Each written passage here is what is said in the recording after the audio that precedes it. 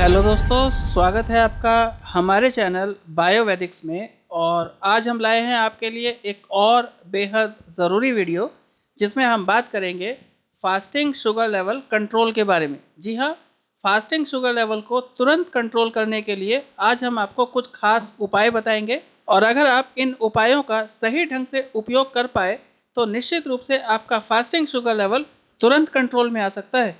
तो आज दी जाने वाली जानकारी अगर आपको पसंद आए तो प्लीज़ हमें लाइक, शेयर और सब्सक्राइब ज़रूर कीजिएगा।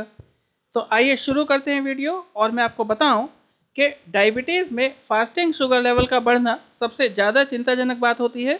और ऐसे में आपको जैसे ही पता चले कि आपका फास्टिंग शुगर लेवल बढ़ रहा है तो आपको डॉक्टर के पास पहुंचने से पहले तुरंत उसे कंट्रोल में करने के लिए कुछ ना कुछ उपायों को ज़रूर करना चाहिए। और आज हम इन्हीं उपायों के बारे में आपको डिटेल में जानकारी दे रहे हैं। आप समझिए कि अगर आपका फास्टिंग शुगर लेवल लंबे समय तक लगातार बढ़ा हुआ रहता है तो इसका असर आपके शरीर के अन्य अंगों पर भी पड़ सकता है और इसमें आप हार्ट, लंग्स या फिर किडनी से जुड़ी समस्याओं से ग्रसित हो सकते हैं। तो इसीलिए ये बेहद ज़रूरी हो जाता है कि अगर आपको डायबिटीज़ है तो आप रेगुलर बेसिस पे अपनी फास्टिंग शुगर लेवल को टेस्ट कराते रहिए। यानी कम से कम हफ्ते में 3 दिन तो आपको अपनी फास्टिंग शुगर टेस्ट करानी ही चाहिए।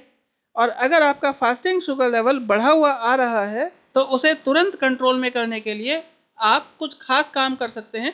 और इसमें सबसे पहला काम यह है कि जैसे ही आपको पता चले कि फास्टिंग शुगर बढ़ गया है तो आप तुरंत कोई ना कोई डायबिटिक ड्रिंक जरूर लें। इसमें आप मेथी वाटर, दालचीनी की चाय या लहसुन की चाय या फिर हल्दी वाटर भी पिया जा सकता है। ये सभी ऐसे ड्रिंक है जो आपके शुगर लेवल को तुरंत के तुरंत कम करने में कारगर है।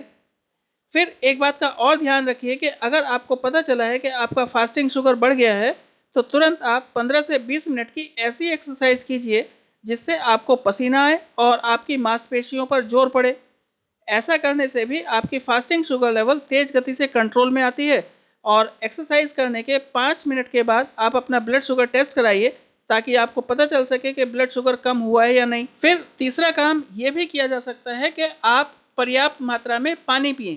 जी हाँ, ब्लड शुगर बढ़ने पर अगर आप 3 से 4 गिलास पानी पी लेते हैं तो इससे भी आपका शुगर लेवल 15 से 20 मिनट के भीतर भीतर कंट्रोल में आ जाता है। तो इस उपाय को भी अपनाया जा सकता है। फिर एक बात का और ध्यान रखना है कि अगर आपका फास्टिंग शुगर लेवल बढ़ा हुआ है सुबह तो आप डायबिटीज़ फ्रेंडली नाश्ता करें। यानी नाश्ते में आप बेसन या दाल का चीला खाइए और इसके अलावा आप ओट्स की खिचड़ी का सेवन कर सकते हैं। इसके अलावा कोई ना कोई हाई प्रोटीन फूड का सेवन भी कीजिए। इसमें आप भीगे हुए बादाम खा सकते हैं, उबले हुए काले चने का सेवन कीजिए 1 कटोरी।